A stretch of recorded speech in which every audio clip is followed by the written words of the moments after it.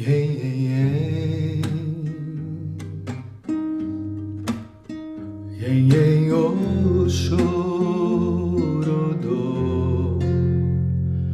Yen, yen, yen, yen, yen, o chorodo. É o mar,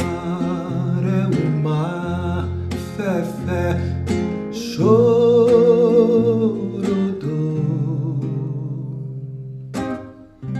Oxum era a rainha, na mão direita tinha o seu espelho onde vivia a se mirar.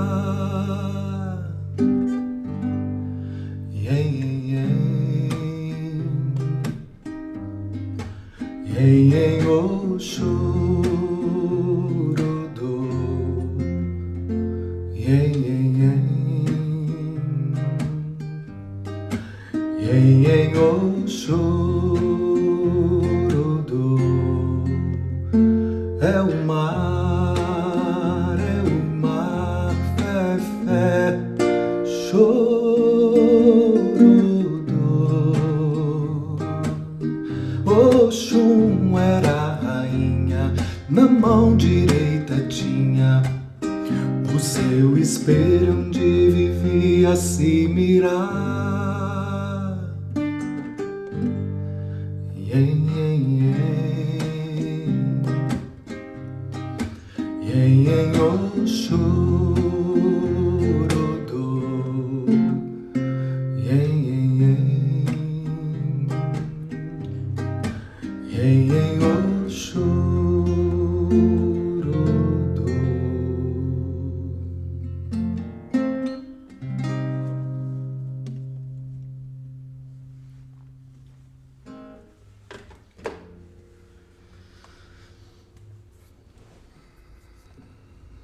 Beleza, muito bem.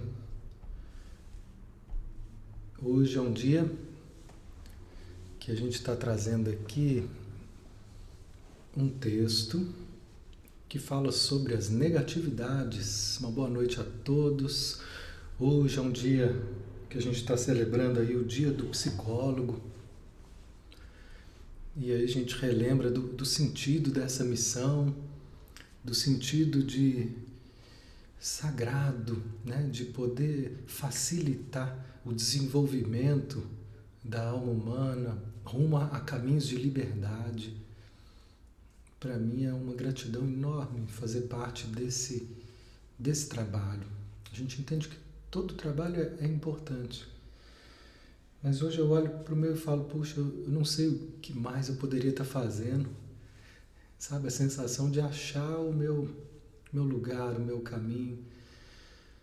E a gente vai aprimorando cada vez mais esse encontro, né? A psicologia, num primeiro momento, ela não me atraiu tanto quanto me atraía o caminho espiritual. Então eu demorei um pouco no curso de psicologia para poder achar uma forma de psicologia que atendesse à minha natureza. A psicologia ela tem várias linhas e cada uma delas ela traz uma noção de homem, uma visão, um tipo de metodologia de tratamento. E eu demorei, foi mais ou menos na metade do curso que eu comecei a achar algo que realmente me interessou mais. E que eu pude fazer uma conexão com o que eu já tinha de bagagem, de princípios ligados a esse caminho espiritual.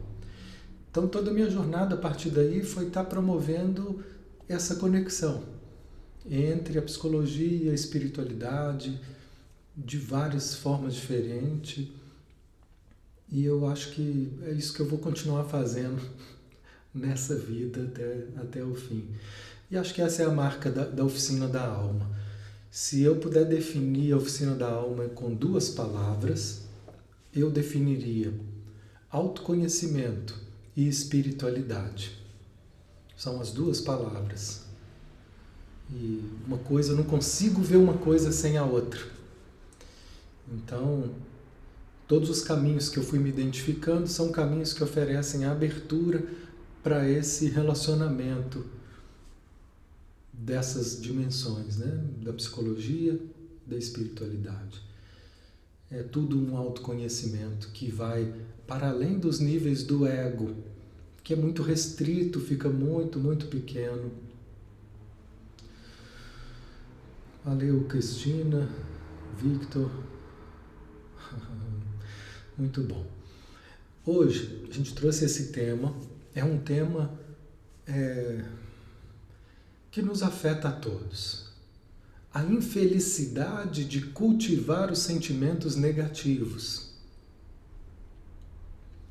Eu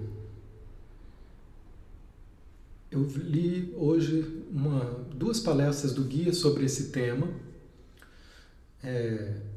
a 209 e a 176.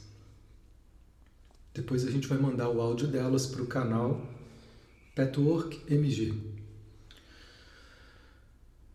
E na 176 ele diz assim, olha, não há nada, nenhum ser humano que esteja aqui, que não esteja envolvido com essa dimensão da negatividade. Essa dimensão faz parte da nossa forma de ser humano. É por isso que a gente está aqui. Porque nós nos envolvemos. Aqui a gente pode chamar tanto de um hospital, um imenso hospital psiquiátrico desse planeta, como também uma escola. Então eu vi muitos textos espíritas chamando de hospital-escola, que ao mesmo tempo que a gente está se curando, se tratando, a gente também está aqui num processo de aprendizado. E talvez a gente possa definir esse aprendizado como uma forma de aprender a viver sem criações negativas. O tempo todo, na nossa forma de vida, junto com as criações saudáveis, nós estamos criando realidades negativas. No final, nós estamos sempre criando. Nós somos seres criativos, criadores, o tempo inteiro, mesmo que a gente não tenha consciência dessas criações. Ou que a gente tenha perdido noção de que eu criei algo, eu coloquei algo em movimento e às vezes vivo a consequência daquilo que eu criei, que eu imprimi. Mesmo sem a consciência disso, nós fazemos isso o tempo todo. Então, uma das coisas mais interessantes que eu li a respeito desse caminho, sob o olhar do guia, do Petwork, foi quando ele disse na palestra 176 assim, olha, existe uma diferença que a gente pode trazer dois lados principais na humanidade. Assim, a diferença se resume entre aqueles que já são capazes de perceber como que você está criando a negatividade na tua vida, como que você está criando a infelicidade para você, como que você está viciado em padrões destrutivos, e um outro grupo de pessoas que faz isso sem a menor noção que está fazendo isso. Mas com isso ele está dizendo, todos nós fazemos. Então, dentro do cristianismo, a gente ouve muito a palavra pecadores. Hoje a gente rezou uma Ave Maria aqui. Rogai por nós, os pecadores. E isso ficou pesado ao longo do tempo, como se a gente trouxesse um peso na forma de lidar com os nossos desvios. E essa é a maior dificuldade que a gente tem hoje para poder desarmar, desativar, transformar essas engrenagens negativas na nossa vida. Porque quando a gente começa a se dar conta disso, existe uma culpa, uma impaciência, e aí muitos preferem não ver. E aí essa é a maior ilusão, de achar que porque eu não estou vendo, porque eu não estou conseguindo admitir, assumir esses formatos, essas formas negativas e destrutivas de ser, isso deixa de existir. Quando na verdade isso só está acontecendo por baixo dos panos, porque eu ainda não suporto ver. Então a gente pode entender qual é o pecado, é a gente se alimentar de prazeres que são negativos, é a gente ainda estar tão investido em situações que nos deixam infelizes. Esse é o nosso pecado, né? E ele é um pecado, uma palavra para poder compreender pecado seria desvio. São as formas que a gente desvia, ou seja, que a gente cria situações que elas não vão dar em nada. Nós vamos ter que voltar à rota depois, mais cedo ou mais tarde, porque nós vamos chegar numa rua sem saída. Vai chegar um momento que não vai mais, a gente não vai conseguir mais sustentar esses padrões. Graças a Deus, graças ao Criador que criou a nossa condição assim, mas como que isso acontece? Então ele diz, acontece porque por mais negativos que nós estejamos sendo e vibrando, a nossa natureza é divina. A nossa natureza, ela não vai estar inteira na negatividade. O único jeito da gente estar inteiro na nossa vida é na positividade, é na forma saudável, é estar inteiro naquilo que deixa a minha consciência em paz. E qualquer implicação negativa que eu tiver vai gerar uma culpa. Seja essa negatividade voltada para o outro ou essa negatividade voltada para mim. Vou tirar um pouco do eco aqui do microfone.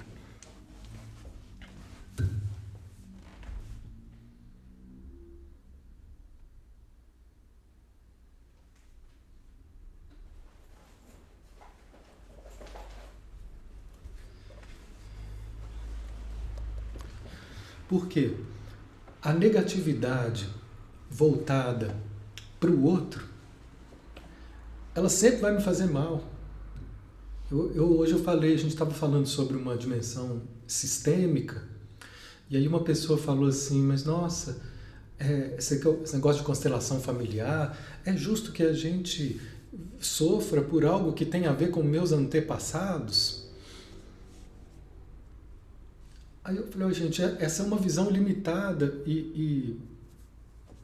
da compreensão dessa consciência sistêmica. E aí eu trouxe assim, o nosso sistema familiar somos nós. Nós somos esse sistema. A gente tem uma sensação muito ilusória dessa divisão, dessa separatividade, como se o que tivesse acontecido ali com a minha mãe, com meu pai, com meus avós, não tivesse a ver comigo. Que eles me puseram na vida e a partir do momento que eu tive um corpo separado, eu tivesse independente. E agora sou eu por mim. Nunca. Tudo que eu sou, tudo que eu me movo, junto com isso vem toda a carga negativa e positiva, as dificuldades do meu sistema e a força do meu sistema de superação. Quando fala, pô, Mateus, legal, você está fazendo um trabalho, oficina da alma, vai ano que vem, 10 anos, bacana. De onde que vem isso? Se não dessa força que eu recebi dos meus pais, dessa espiritualidade do meu pai, dessa amorosidade da minha mãe.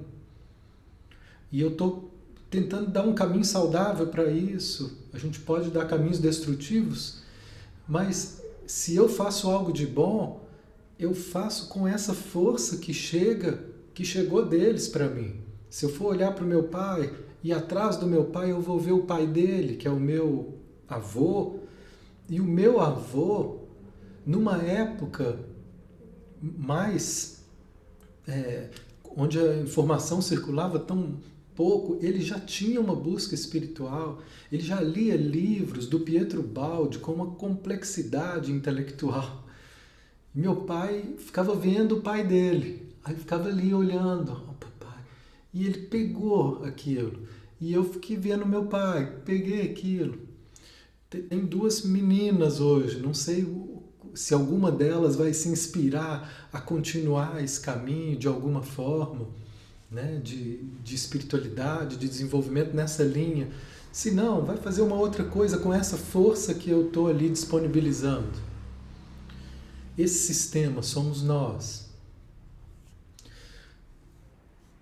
Se a gente fosse olhar por uma concepção espírita, né, tem gente que não gosta de misturar. Eu não misturo na prática, quando a gente está falando de constelação, é constelação, mas na compreensão didática, né, teoricamente, a gente pode fazer essas relações. Aliás, essa é uma grande polêmica que muitas pessoas têm de querer separar demais as coisas, e eu acho que tem hora que a gente precisa separar, mas tem hora que não é possível, que as coisas elas se complementam mesmo. E eu tenho essa tendência, a comida que eu gosto mais, depois de pizza, eu gosto muito de pizza, sanduíche também gosto demais. Aí depois deles, a comida mesmo de comer, aquelas, é o mexidinho. Mexidinho, eu tinha um tio Miguel, fazia um mexidinho para mim, com frango desfiado ali, né? A mãe de um coleguinha meu, toda sexta-noite tinha um mexidinho, eu ia na casa dele, era só na sexta-noite, e eu sabia que tinha uma hora que ia chegar o mexidinho da Sirlene.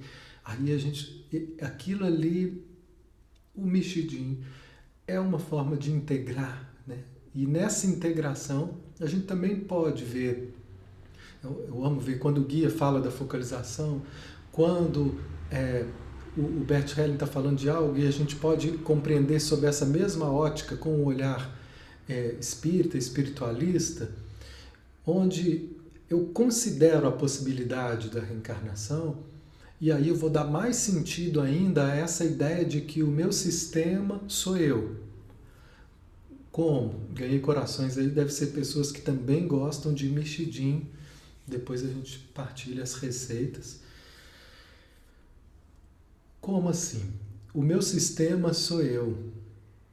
Às vezes, aquilo que eu me ressinto, por exemplo, do meu pai, com uma postura de autoritarismo, e eu falo, pô, não merecia isso, não pedi para nascer na família, nesse pai desse jeito, tão duro, tão autoritário, tão pesado.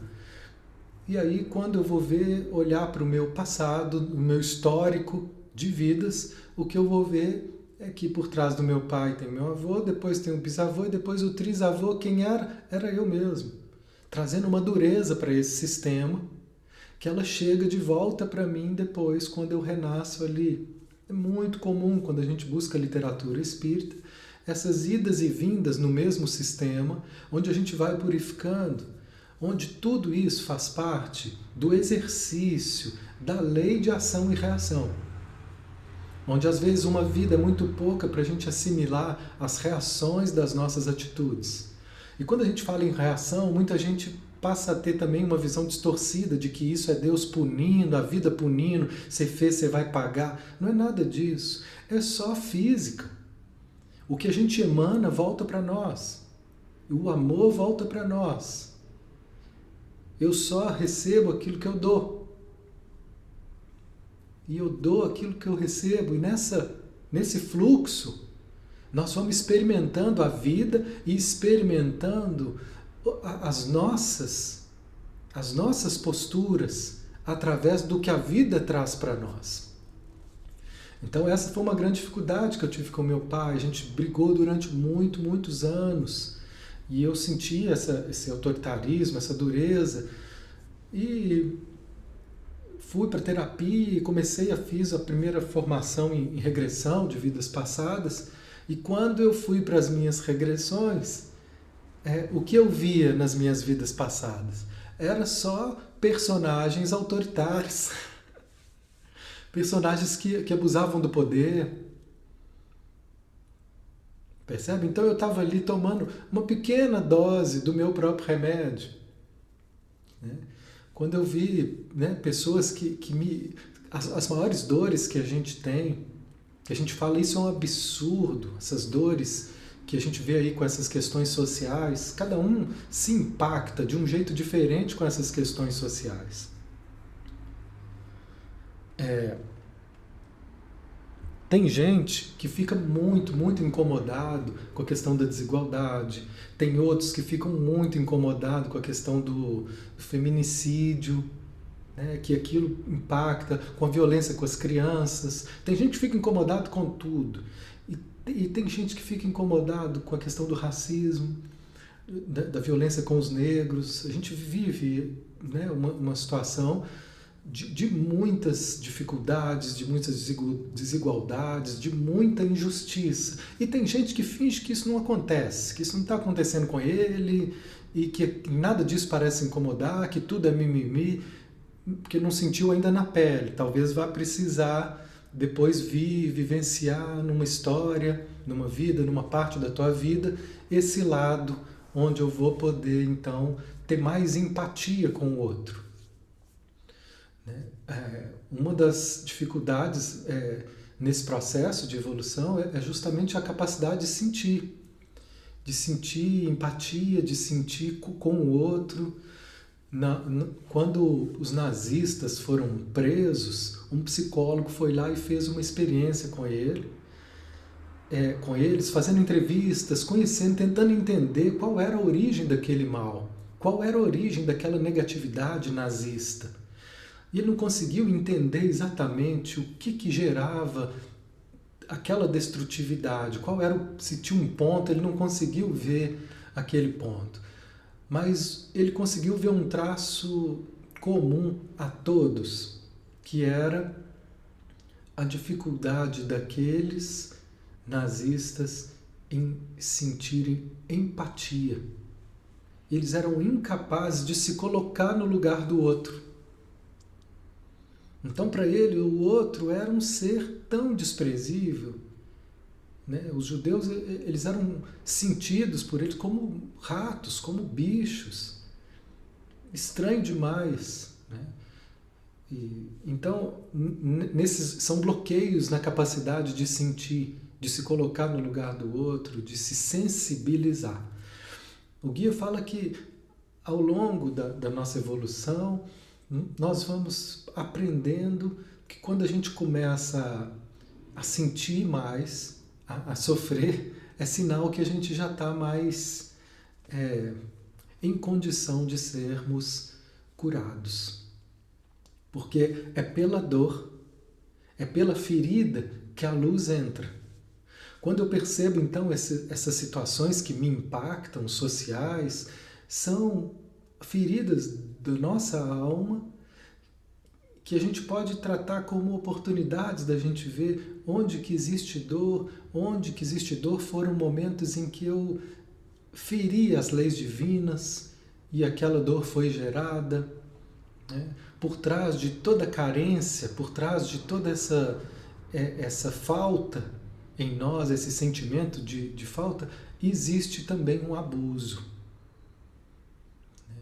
Então tudo isso vai gerando para nós uma compreensão dessas leis de ação, reação, de causa e efeito que existe nesse nosso plano. Quando eu não tenho consciência do que em mim gera essa situação, o que acontece? Eu fico projetando tudo para fora. E aí a culpa é do meu marido, é da minha esposa, a culpa é do presidente, eu começo a pôr a culpa do meu sofrimento, da minha vida, sempre externalizada.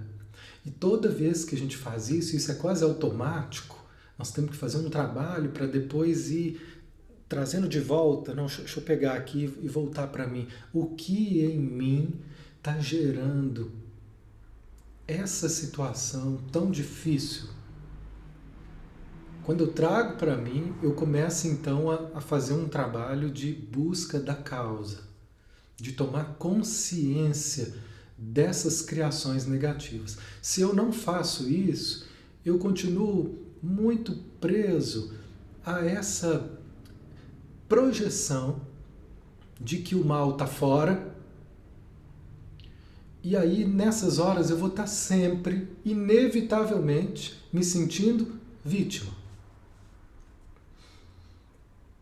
Então, todos nós, como parte dessa geração negativa, dessa criação negativa, faz parte desse caminho que a gente tenha experiências onde a gente se sente vítima. E são momentos em que a gente olha para o outro e diz: olha o que ele está fazendo comigo.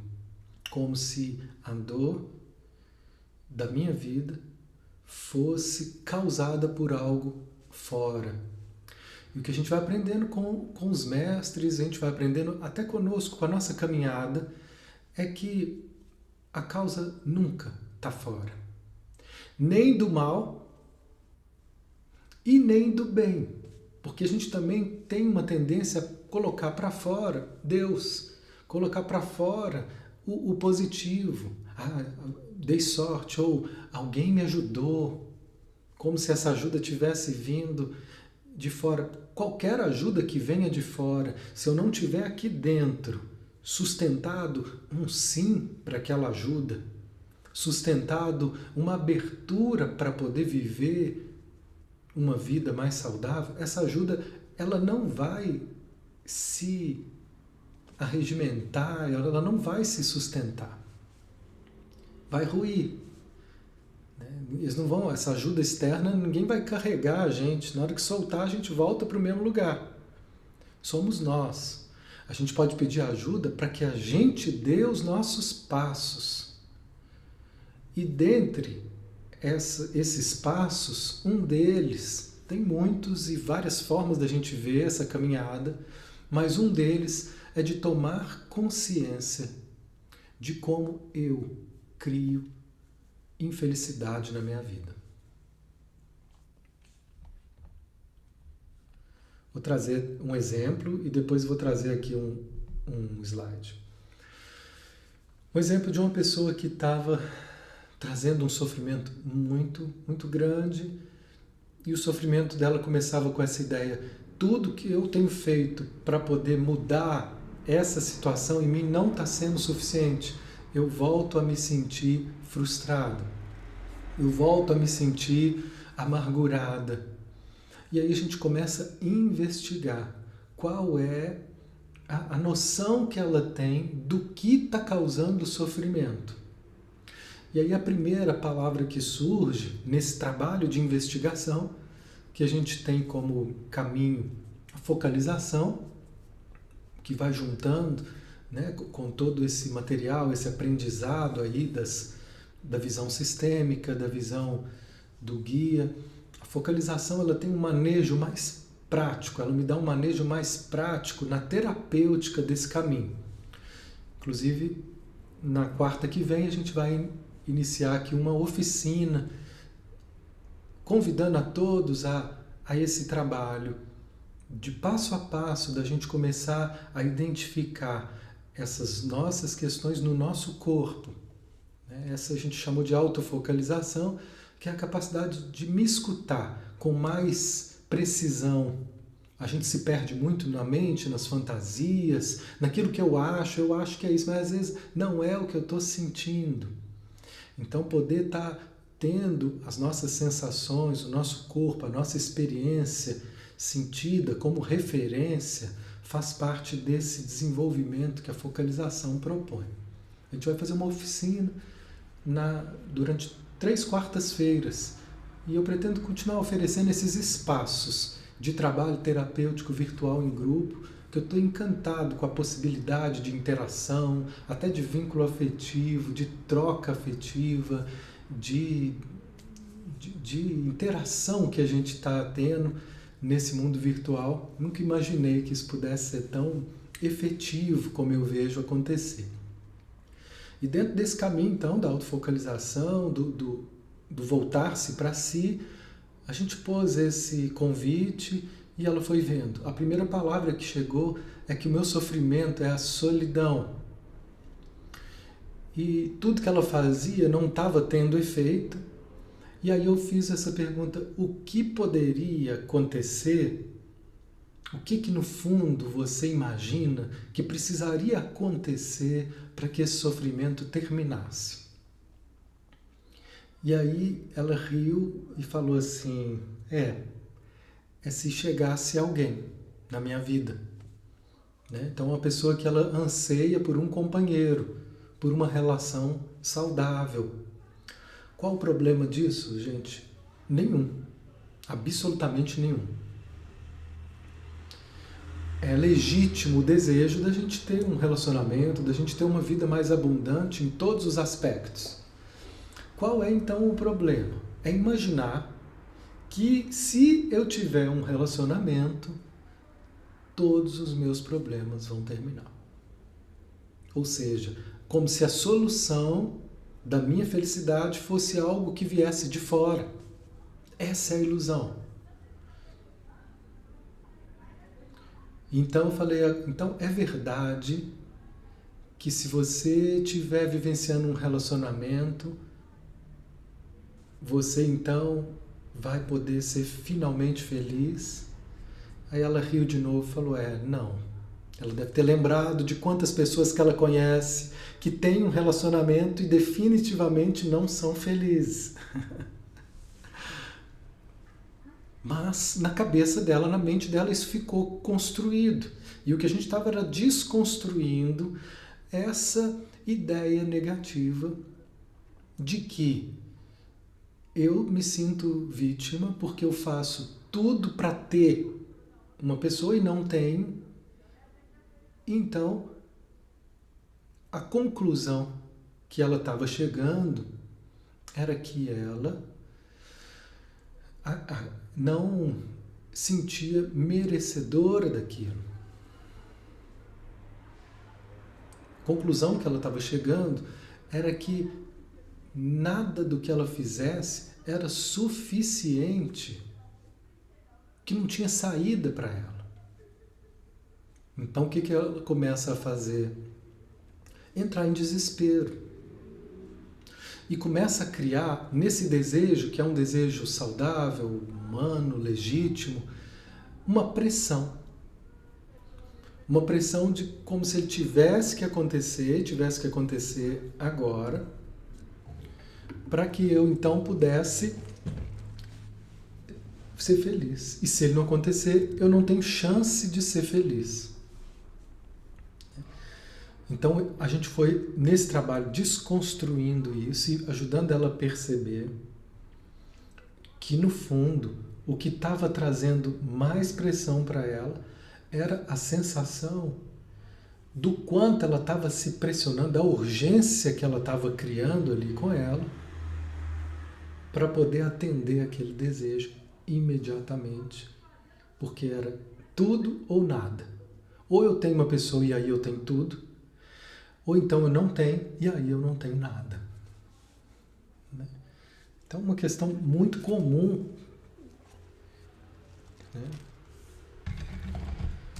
Assim como... Eu vou trazer um pouquinho mais aqui, depois eu trago um outro episódio, um outro exemplo.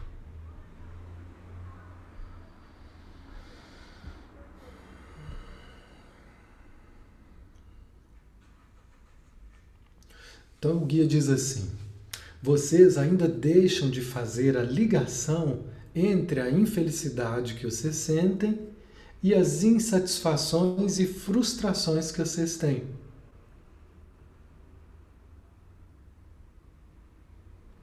Essa dificuldade de ver a conexão é que nos coloca tantas vezes num lugar de vítima. Se eu não vejo a parte minha que está criando essa dificuldade, então qual era a dificuldade? Era a dificuldade de ver que ela estava criando uma condição para ser feliz e uma condição para ser infeliz. Só que é verdade que eu só posso ser feliz se eu tiver alguém? Não. Mas ela criou aquilo ali. Nessa criação, nesse equívoco, ela pôs uma condição que levou ela mesma ao desespero. E quando a gente então se deu conta desse desespero, ela começou a encontrar um alívio. Como seria, né, se eu não me pressionasse tanto? Quando ela percebeu que isso, que ela achava que era o fundamental, aquilo indispensável para ela estar feliz, não era realmente indispensável. Então eu posso relaxar. Não é que eu deixei de querer, é que eu deixei de fazer disso o indispensável. Eu continuo querendo, continuo me colocando aberta para uma possibilidade. Às vezes a gente acha que entregar é deixar de fazer, é ficar omisso e é desistir de querer. Não, entregar não é desistir de querer. Entregar é desistir de querer controlar os resultados. É desistir de querer estipular um prazo. Um prazo para que as coisas aconteçam do meu jeito, no meu tempo. Isso é que precisa ser entregue.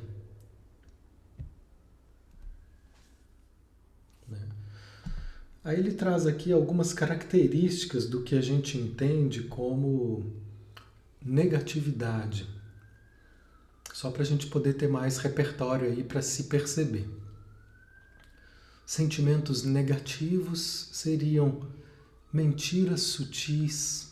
Essa é uma mentira sutil. Não é uma mentira grosseira, mas mentiras sutis que a gente conta para nós. Intenção de enganar. Né? A gente pode aceitar que existe uma intenção, às vezes, de enganar, de querer ser inocente. Isso tudo faz parte desse jogo de negatividade para manter uma aparência de inocência. Cultivar essa ideia de inocência para esconder o quê? Esconder a nossa capacidade manipuladora, esconder o nosso ódio, a nossa raiva, o nosso desejo de vingança, o nosso desejo de se sentir superior. Tudo isso precisa ser assumido para que possa ser transformado. E temos a gente que não quer saber disso, mas isso não vai deixar de existir se você não quiser ver. Então, quando a gente vai aprendendo a ver, isso faz parte da maturidade psicológica, da maturidade espiritual.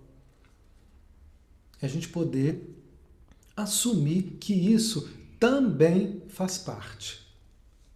Mas como não é só isso, o nosso lado natural ele vai estar sempre nos arrastando para poder rever isso, para poder corrigir isso. E a própria dor que chega na vida, ela passa a ser um indicativo de que algo está sendo criado, algo está sendo sustentado na minha postura que precisa de ser revisto. O problema é que a gente cria uma pressa e uma urgência para poder destituir esses padrões, mudar, essa engrenagem. E às vezes nós vamos precisar ter mais paciência conosco, porque às vezes são posturas de vidas minhas, vidas do meu sistema, vidas dos meus ancestrais. E características que foram extremamente vitais para a sobrevivência desse clã e que em determinado momento puderam até fazer sentido e que hoje não fazem mais, mas eu ainda não tenho condição de abrir mão disso, porque ainda é uma forma que me mantém a um prazer negativo, seguro, nessa postura de querer cultivar essa sensação de superioridade fazendo isso, né? Esse desdém, né? Uma coisa muito comum dessa energia negativa são as nossas críticas. Tem pessoas que são tão críticas, né? Elas têm o hábito da crítica para poder diminuir o outro, para se sentir o prazer de não de estar por cima, de não se sentir o que está por trás disso. Uma insegurança. O que ela está tentando esconder? Que no fundo ela se sente inferior. Aí eu preciso diminuir o outro para poder não me sentir tão inferior. E é um prazer. É um prazer. Ó, você viu o que fulano fez? Você viu? Nossa, que coisa, você viu? Aí o outro como, nossa, é horrível, né? Aquilo ali cresce, aquilo ali tem um prazer naquilo ali. Nesse prazer nós vamos alimentando a existência não só dessa crítica que nos separa, mas também daquilo que está por trás disso e que eu não estou vendo, que é o sentimento de inferioridade, a dor de não me sentir capaz, toda essa inveja. Né? Tudo isso então faz parte do que a gente chama criação negativa.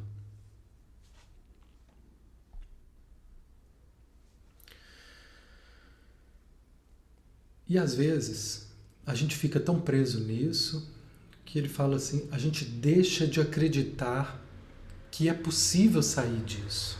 Esse eu acho que era o maior desespero dessa pessoa. Ela não estava vendo a possibilidade de sair disso, só havia uma saída.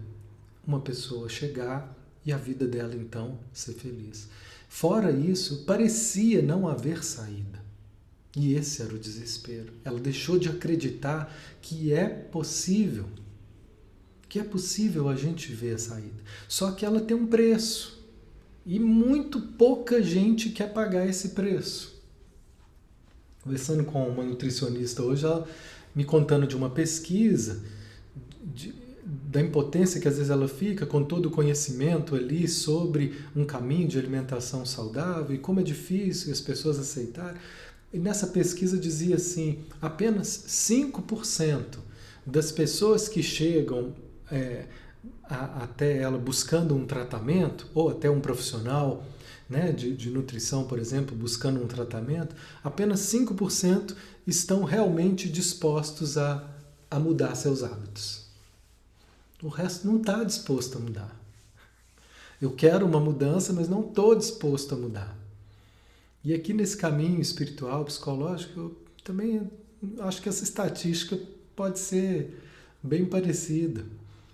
A gente quer mudança, a gente quer sair desse estado de infelicidade, a gente quer, mas a gente quer que as coisas mudem, mas essa abertura para mudar, ela são muito pouca gente realmente está disposto, porque essa disposição em mudar, ela implica na capacidade da gente poder enxergar, assumir e trabalhar com a parte em nós que a gente está chamando negativa, destrutiva.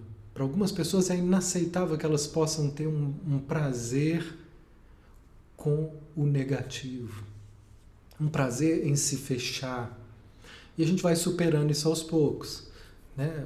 Uma pessoa me disse assim, olha, eu percebi um avanço no nosso trabalho terapêutico quando eu vi que eu falei uma coisa que não foi legal com meu pai e meu pai vai lá e me dá uma patada. Nessa patada, ele faz rapidamente como uma reação e se fosse antes, aquilo ali me doeu e eu me fechava e ficava fechada horas. E eu ficava ali e ia embora com aquele fechamento. E eu sabia que ele se sente muito culpado. Então ele fica ali me rodeando. É um jeito dele ficar tentando ficar ali me pedindo desculpa, tentando abrir um caminho para reparar. E eu não dava chance. Olha aí esse prazer negativo. Não. É uma forma de punir. Agora você vai sofrer o meu gelo. Né? E o outro extremo seria falar, não, você tem que perdoar e ficar bem. Não, machucou, foi ruim. Eu preciso falar alguma coisa, eu preciso às vezes fazer alguma coisa, fazer algum movimento. Ou eu posso até precisar de um tempo de recolhimento. Mas o que ela viu é que ela fez esse tempo, ela precisou, mas ela falou, teve uma hora que eu vi que já era possível voltar. E antes eu não voltava só de vingança. Aí eu vi e voltei. Quando eu vi, eu relaxei, estava lá com ele de novo e percebi o que ajudou ela a voltar. Eu percebi que eu provoquei ele. Que essa patada que ele me deu, antes eu só me sentia vítima. Por quê? Eu não via a minha parte naquilo. Mas quando eu vi a minha parte, você provocou, hein? Aí eu pude, então, desarmar e falar, tá bom, não foi legal o que ele fez, mas também não foi legal o que eu fiz. Aí isso traz, tá vendo por onde passa essa ideia de perdão? Não é só por um perdão inocente que eu digo tudo bem sem estar tudo bem. O perdão passa pela capacidade da gente assumir a nossa responsabilidade pela nossa dor. Só assim eu vou poder olhar para o outro de novo, sem acusações. Quando eu assumo que eu tenho parte nisso. Porque, na verdade, não existem vítimas e algozes. A gente cria essa dinâmica o tempo todo para se culpar e para culpar o outro. São os jogos que a gente cria para tentar ser inocente, para tentar ficar bem. Mas isso não existe. Né? Isso tudo faz parte da nossa cegueira. É muito tentador a gente ficar só com a parte boa, só com o bom, a boa menino, o bom menino, estou fazendo o melhor, como se a vida tivesse que me recompensar por estar sendo bom, por estar fazendo o bem o tempo inteiro. Como se fosse possível nos mantermos criando só coisas positivas o tempo todo. É muito tentador essa imagem de que eu posso fazer tudo para impedir que o sofrimento chegue, como se o sofrimento ele não estivesse sendo criado por mim o tempo todo. O desafio é como que você está criando, aonde. E aí é a hora da gente pedir ajuda para ver. Porque sozinho ver isso é muito difícil. A gente pede ajuda espiritual, a gente pede ajuda terapêutica, para que a gente possa enxergar melhor. Cortei meu cabelo ontem, gente, sozinho. Ficou meio curto, né? Daqui a pouco ele fica bom. Aí eu cortei. A parte que eu estava vendo ficou até mais ou menos assim. Mas aqui atrás, eu não vou mostrar para vocês aqui não, mas tá tudo torto aqui. Tudo torto, assim. Isso que depois eu pedi, minha filha deu uma ajudada, assim, porque ainda ficou uns pedaços, assim. Além de tudo torto, uns pedaços. Por quê? Essa é a parte que eu não estou vendo. Eu até passei ali do jeito que deu, passei a maquininha aqui, mas eu não vejo. Então, tem muitas partes que sozinho a gente não vê. E aí o outro ali conosco, às vezes dele nos dando suporte, nessa interação terapêutica, aí eu vejo. Às vezes o outro nem falou algo que eu não tinha visto, ele só estava ali comigo, me dando um suporte para me dar um passo que sozinho eu não daria, sozinho eu teria me dispersado. Sozinho eu não daria um passo maior de aprofundamento na compreensão dessa questão. Esse suporte do outro ele é necessário, todos nós precisamos, mais cedo ou mais tarde. O terapeuta, então, é o que mais precisa. Eu não acredito em nenhum terapeuta que possa fazer um bom trabalho sem que ele esteja fazendo esse trabalho profundo com ele, de ter suporte para se compreender. Tanto que aqui na oficina, né, os terapeutas que atendem aqui pelo projeto, todos fazem parte da equipe onde uma semana estudo, na outra semana prática. A gente vai viver conosco essa proposta. E assim a gente vem se fortalecendo, a gente vem se firmando nesse compromisso de ir de encontro com a nossa verdade. De forma que então quando a gente vá para os nossos clientes fazer esse convite para que o cliente vá, esse convite ele tenha autoridade, força da minha experiência, daquilo que eu também já disse sim, porque senão fica hipócrita. Eu dou um remédio que eu não quero tomar? Não, eu preciso tomar, experimentar, sentir o gosto, e assim eu aprovo e dele é uma extensão. Nesse caminho, então, de de aprofundamento. Vou trazer um outro exemplo aqui que foi bem bacana desse trabalho de focalização, de investigação. O que é a focalização? A gente vai investigando e abrindo espaço para que vá se revelando essa verdade. Então, uma pessoa que ela chega trazendo assim muita ansiedade, e era uma ânsia enorme de controle, de querer controlar tudo.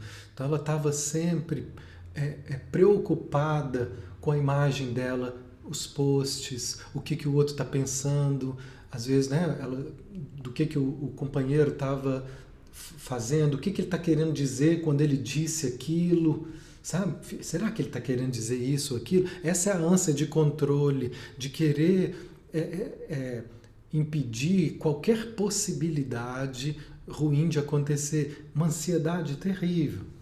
E aí a gente começa a fazer perguntas e checar se essas perguntas estão de acordo com o que ela sente. O que está por trás disso? Uma necessidade de afirmação. O que você quer afirmar quando você quer controlar tudo? Aprofundando. Eu quero afirmar que eu sou perfeita. Eu fico tentando controlar tudo para poder provar que eu sou perfeita. Como se isso pudesse impedir o quê? Se eu não for perfeita, eu vou ser rejeitada. Eu vou estar sendo inadequada. Eu vou estar sendo desprezada. E aí começaram a vir imagens de infância, onde ela se sentiu inadequada, desprezada, por características que não eram perfeitas.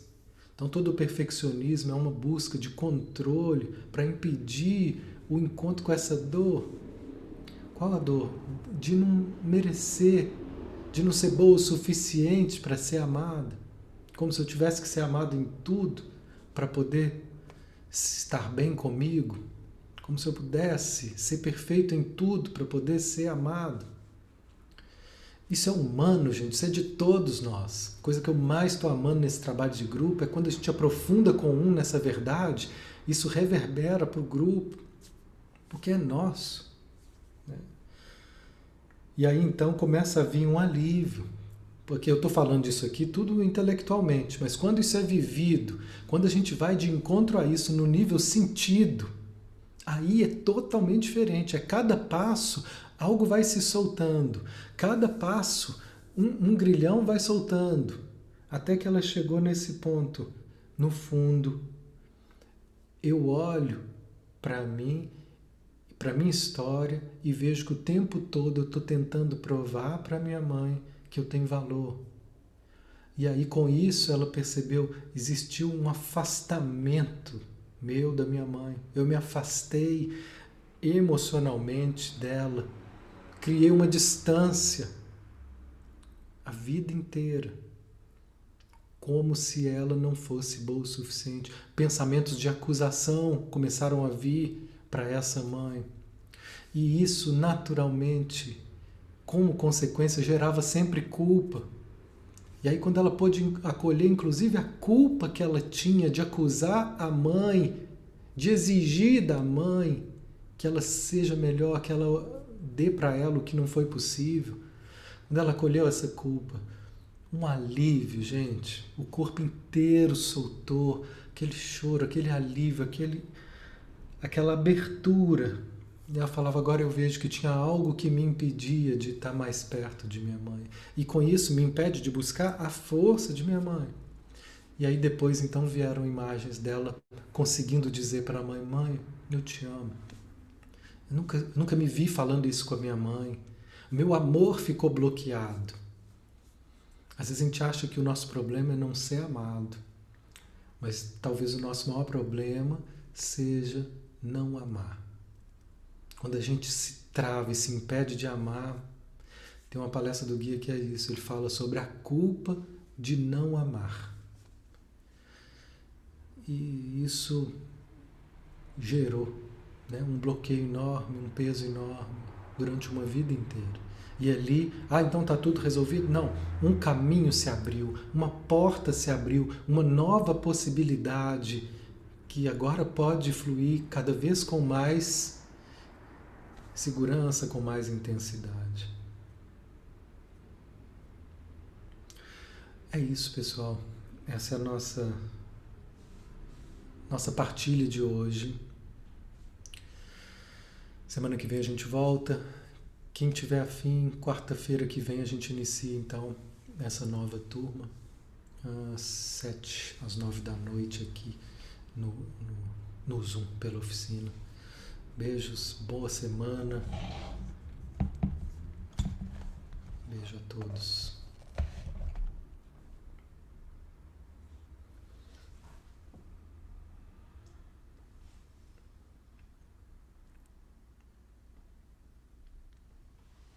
Como é que eu desligo aqui no YouTube?